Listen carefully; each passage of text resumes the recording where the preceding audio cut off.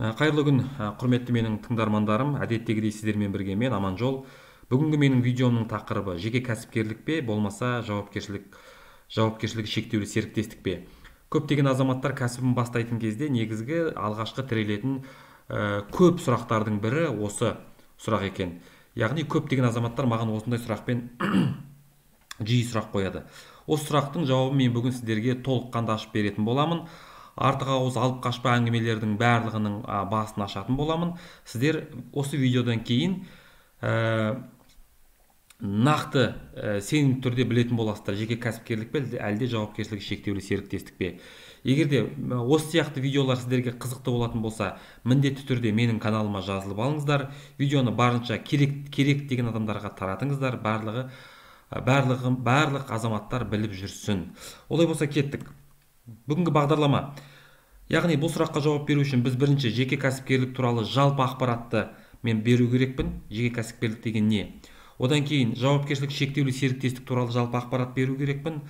Келесі сатымыз жеке кәсіпкерлік пен жауапкершілік шектеулі серіктестікті бір-бірімен салыстырамын. Яғни бірнеше көрсеткіштер бойынша қай кезде қайсысы дұрыс, қайсымен жұмыс істеген дұрыс, соны көрсететін боламын. Әрине салық режимдарына тоқтамасақ болмайды. Өйткені бұл сұраққа толыққанды жауап беру үшін салық режимдарына жүгінеміз. Және ең соңында қорытынды ой қорытамыз және бір шешімге келеміз. Пікір. Қоғамда түрлі алып қашпа әңгімелер бар. Осы жеке кәсіпкерлік пен жауапкершілігі шектеулі серіктестікке байланысты. Бірінші, жауапкершілігі шектеулі серіктестік салықты көбірек төлейді. Жеке кәсіпкер болса, аз төлейді деген сияқты пікір бар. Болмаса, жауапкершілігі шектеулі серіктестік тек үлкен кәсіптер үшін ғана ашылады. Кішігірім кәсіп иелеріне жеке кәсіпкерлікті ашса жетіп жатыр деген. Тағы да бір пікір бар, жеке кәсіпкер құжаттармен басы қатпайды деген. Яғни жеке кәсіпкерлікті ашасыз, ешқандай сіздің құжат жүргізумен, бухгалтерия жүргізумен миыңыз ашымайды. Аштыңызда жұмысыңыз істеп жүре бересіз деген. Және тағы да мынандай бір пікір бар, жеке кәсіпкерліктің мәртебесі жоғары емес. Яғни не солидно, біреумен жұмыс істейтін болатын болсаңыз, жеке кәсіпкермін десеңіз, сізбен договор жасамай қою мүмкін деген сияқты пікір бар. Осылардың барлығы өмірге сай келе ма, шындыққа жанаса ма, соны мен қазір айтатын боламын. Жеке кәсіпкер болып кез келген Қазақстанның Республикасының азаматы тіркеле алады жеке кәсіпкер болып. Ол үшін сіздің ЕЦқ электронды цифрлық қолтаңбаңыз болса болды, e-лиценз порталы арқылы өзіңіздің жеке кәсіпкер ретінде тіркей аласыз. Ерекше атауының болуы шарт емес. Яғни жауапкершілік шектеулі серіктестікті ашқан кезде ол жерде ерекше атауы болу керек. Ал жеке кәсіпкерде ондай ерекше атау болмаса болады. Яғни бірдей атаумен бірнеше жеке кәсіпкер жұмыс істей алады. Мысалы, Арман деген жеке кәсіпкерді, мысалы Арман деген атты бірнеше жеке кәсіпкерлер өзіне пайдалана алады. Олардың арасындағы айырмашылық тек қана олардың ЖСН-ында, яғни иінында болады.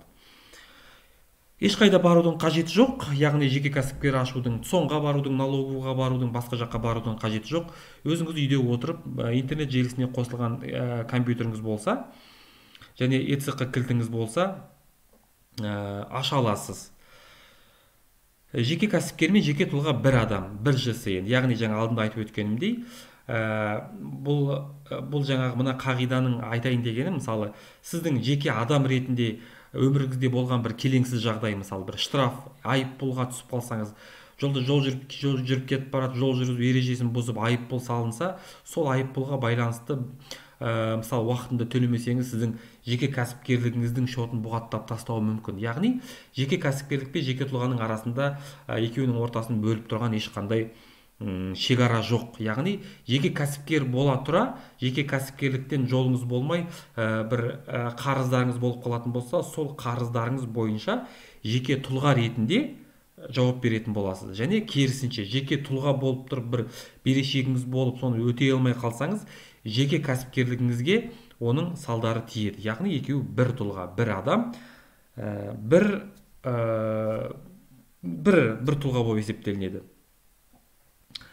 Жеке кәсіпкерлік пен жеке тұлғаның жауапкершіліктері ортақ, яғни екеуі барлық берешектері бойынша, алашақтары бойынша, борыштары бойынша ортақ жауап береді жеке кәсіпкерлік.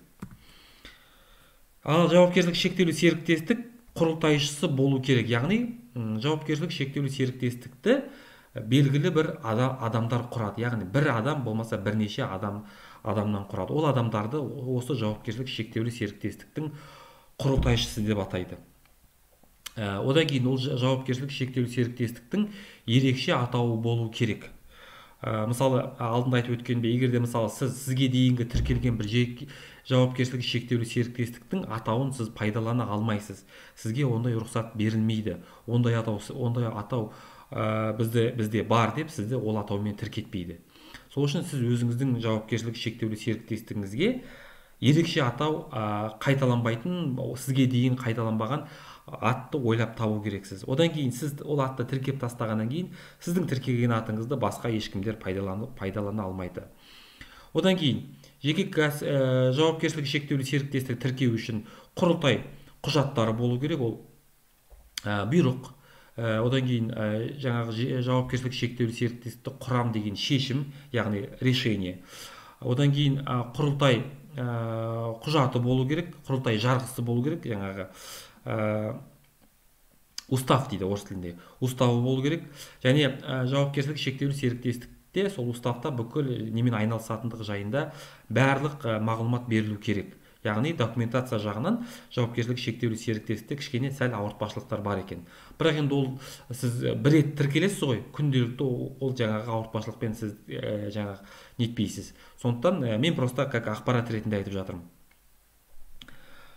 Жауапкершілік шектеулі серіктестікті тіркеу үшін ешқайда барудың қажеті жоқ. Бұл жерде де ЕЦП кілтіңіз болатын болса, интернет желісіне қосылған компьютеріңіз арқылы өзіңіз тіркей аласыз. Егер де бірнеше азамат бірігіп құрып жатқан кәсіп болатын болса, онда олардың әрқайсының өзінің бөлек-бөлек ЕЦП кілті болу керек. Сол кезде жауапкершілік шектеулі серіктестік тіркеуге болады. Жауапкершілік шектеулі серіктестік бөлек заңды тұлға.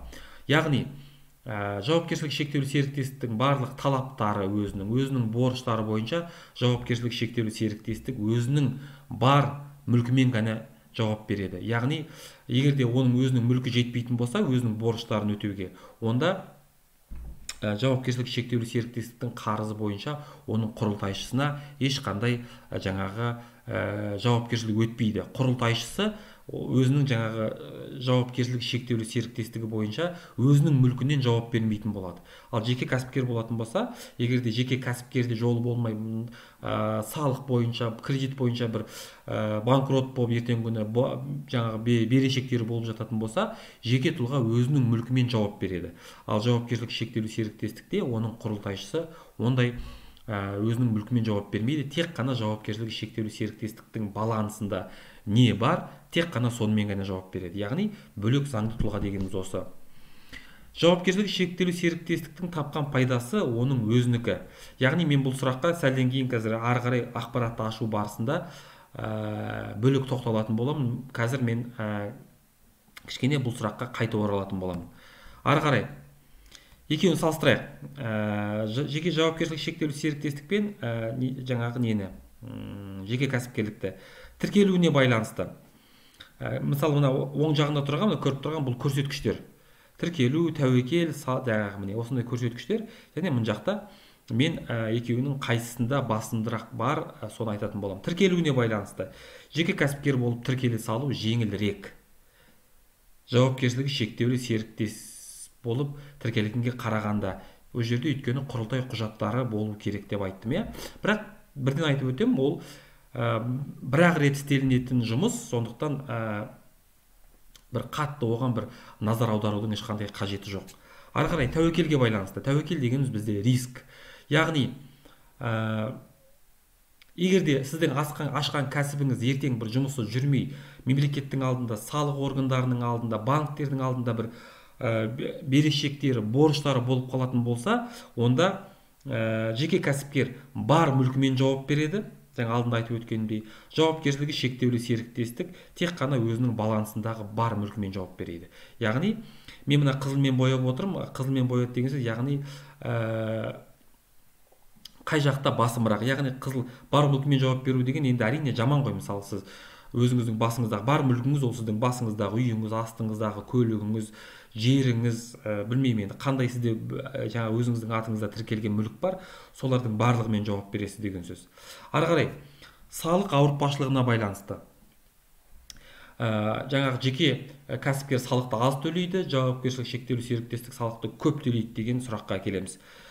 Ол барлық жағдайда емес екен, тек кейбір салық режимдарында ғана жеке кәсіпкер 10%-дық таза табысынан 10% салық төлесе, жауапкершілігі шектеулі серіктестік 20% төлейді екен, яғни 10%-ға артық төлейді екен.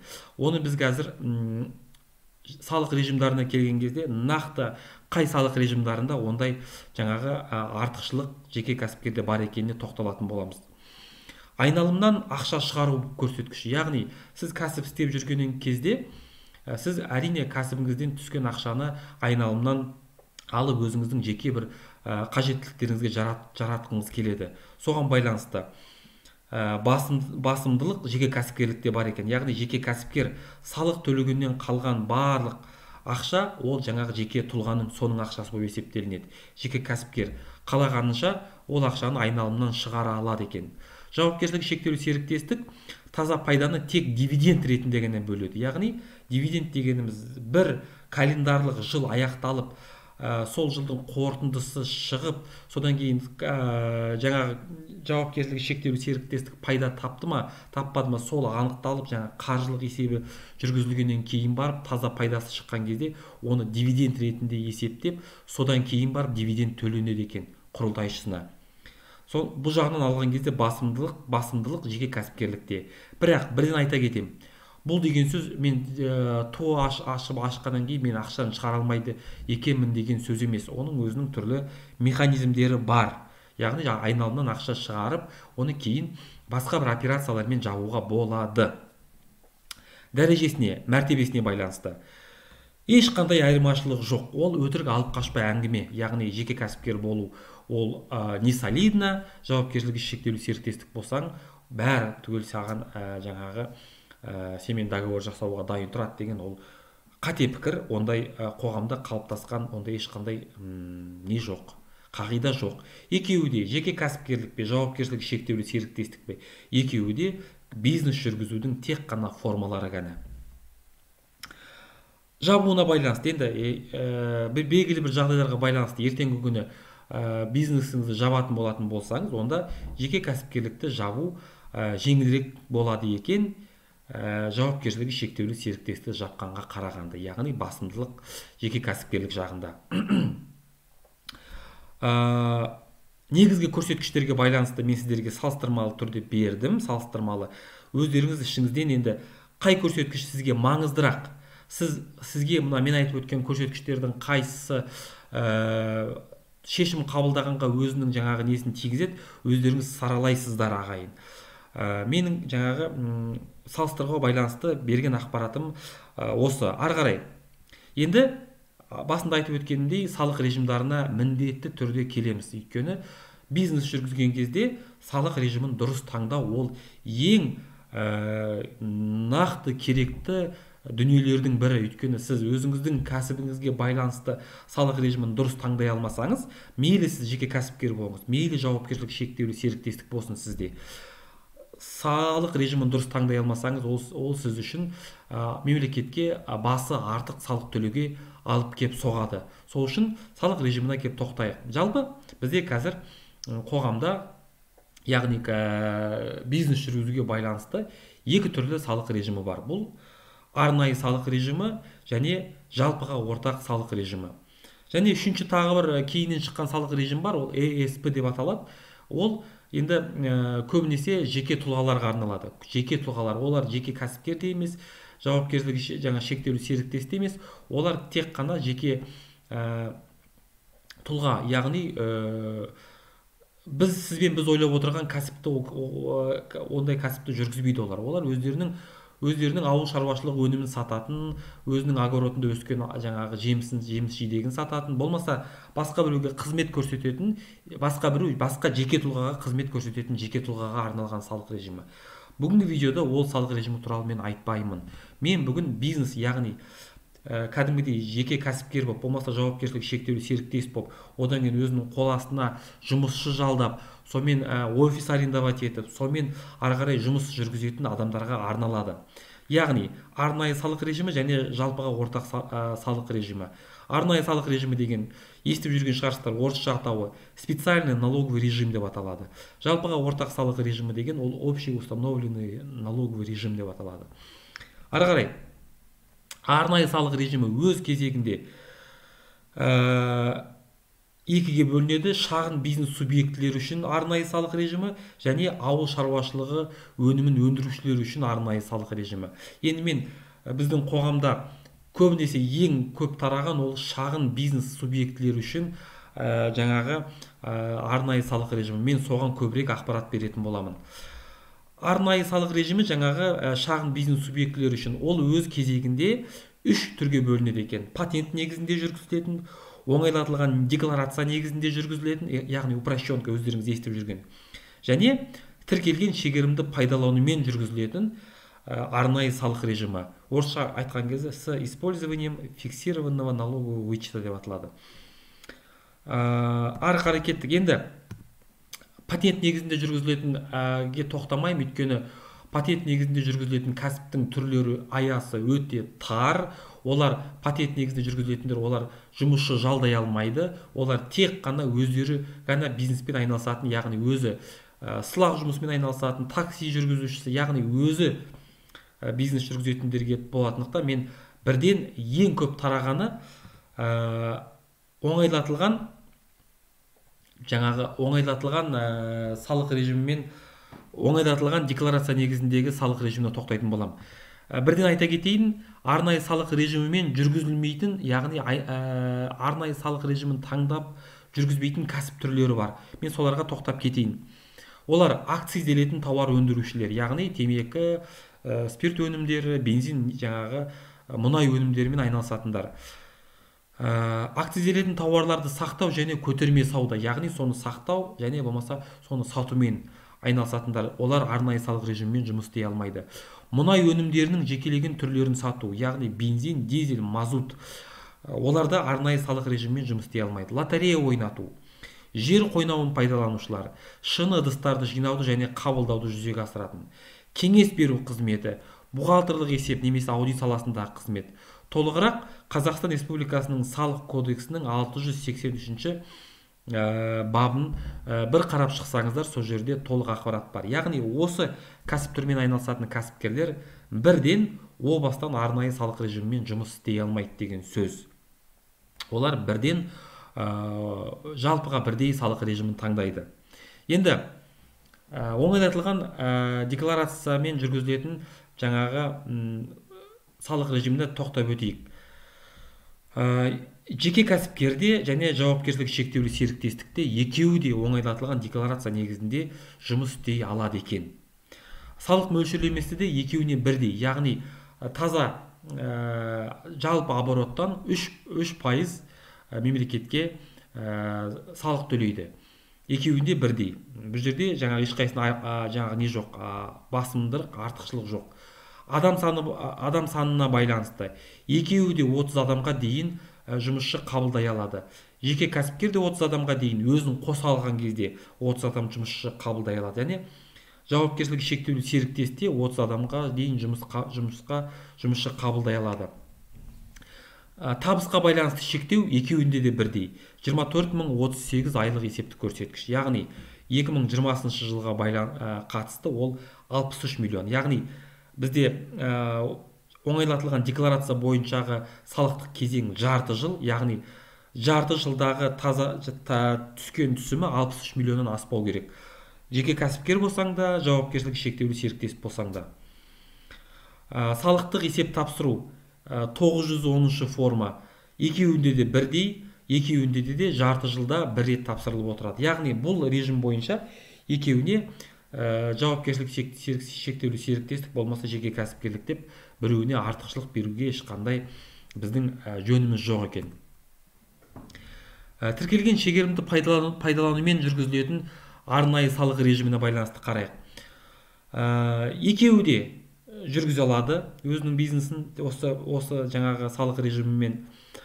Салық мөлшерлемесі міне осы жерде жеке кәсіпкер үшін таза пайдасынан 10%, ал жауапкершілігі шектеулі серіктестік үшін ол таза пайдадан 20%-ды құрайды екен. Сәл басымдылық жаңағы жауапкершілігі шектеулі серіктестікте. Орташа адам санына байланысты айырмашылық жоқ. Екеуі де 30 адамға дейін жұмысшы қабылдай алады. Жеке кәсіпкер өзін қоса алған кезде 50 адамнан аспау керек. Салық кезеңіндегі табыс. Салық кезеңінде бізде 1 жыл алынады, екеуінде де бірдей. 144.184 айлық есептік көрсеткіш. Ол 2020 жылға қатысты 382.231.000 теңгені құрайды екен. Салықтық есепті тапсыру. Екеуінде де бірдей форма, 912 форма деген форма бар. Екеуі де соны тапсырады.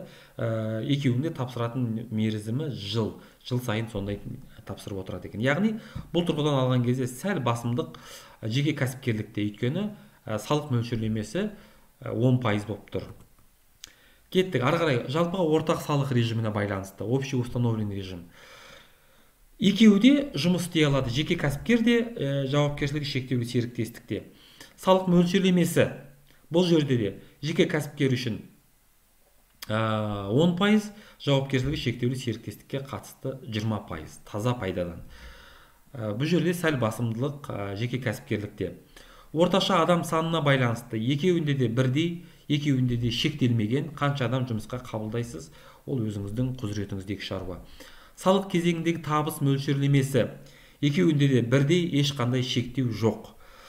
Салықтық есеп тапсыру. Жеке-жеке тоқталып өтейік. 200-ші форма 90 сайын екеуі де тапсырып отырады. 300-ші форма, егерде сіз НДС қосылған құн салығын төлеуші болатын болсаңыз, екеуінде де бірдей 90 сайын тапсырып отырасыздар. Жылдық жаңағы салықтық есеп жеке кәсіпкер үшін 220-ші форма, ал тура осы есепті жауапкершілігі шектеулі серіктестікте 100-ші форма деп атайды. Бірақ екеуі де жылына бір рет тапсырып отырады екен. Яғни бұл салықтық режимында да басымдық сәл ғана жеке кәсіпкерлікте екен. Енді бағанағы барлық берген ақпараттарды қорыта келген кезде жауапкершілігі шектеулі серіктестік барлық жағдайда артық салық төлемейді екен. Яғни тіркелген шегерімді пайдаланылған арнайы салық режимінде 10%-ға артық төлейді екен жауапкершілігі шектеулі серіктестік, және жалпыға бірдей салық режимінде сәл артық төлейді екен. Одан кейін жауапкершілік шектеулі серіктестікті ашу үшін үлкен кәсіп болу керек, оборот үлкен болу керек деген алып қашпа әңгіме, ол шындыққа жанаспайды екен. Оған ешқандай қатысы жоқ. Ол өзіңіздің жеке басыңыздың мәселесі, қалай ашам десеңіз өзіңіз білесіз. Жеке кәсіпкер болсаң да бастапқы құжаттарды есепке алып отыру керек, салықтық регистрлерді. Яғни мынандай басында айтып едім ғой, жеке кәсіпкер болсаң құжатпен басың қатпайды. Жеке кәсіпкерлікті ашасында емін-еркін кәсібіңді жүргізіп жүре бересің. Сізді ешкім кеп мазаламайды деген. Бұл жерде жеке кәсіпкерлер бухгалтерлік есепті жүргізбесе болады. Ол өзінің несі. Бірақ жалпыға бірдей салық режимында өткен кезде ол жерде міндетті түрде бухгалтерлік есеп жүргізу керек.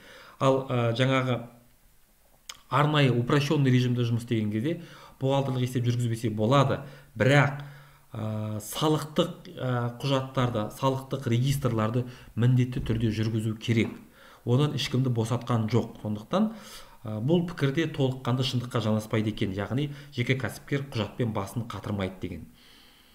Жеке кәсіпкерліктің дәрежесі төмен деген өтірік пікір. Ондай қоғамда ешқандай жазылмаған заңдылық жоқ. Сіз егерде қазір мысалы салық төлеушінің салықтық дәрежесі деген, яғни степень риска деген түсінік бар. Қоғамда сіздің сол салық дәрежеңіз төмен болатын болса, әр кезде сізбен елдер жұмыс істеуге құлықты болады. Сондықтан бұл неге де сенбеңіздер. алып қашпа әңгімеге де сенбеңіздер. Достар, осымен бүгінгі менің жаңағы видеом аяқталды. Сіздерге презентация түрінде көрсеттім. Сіздерге өте пайдалы болды деген үміттемін. Пайдалы деп тапсаңыздар, лайк басыңыздар. Қандай сұрақты ары қарай қамтығанды қалайсыздар, комментарий ретінде жазыңыздар. Мен міндетті түрде көп қайталанған комментарийлерге мен осылай видео түсіріп, сіздерге пайдалы ақпарат ретінде беріп отыратын боламын. Видеоны барынша достарыңызға таратыңыздар. Барша азаматтар осы видеоның пайдасын көрсін. Қателеспей, өзінің жеке кәсіпкер болса да, жауапкершілігі шектеулі серіктестік болса да, дұрыс формасын таңдап, дұрыс салықтық режимін таңдап, кәсібін дұрыс жүргізуге ықпал етейік бәріміз жабылып. Келесі видеода жолыққанша сау саламат болыңыздар.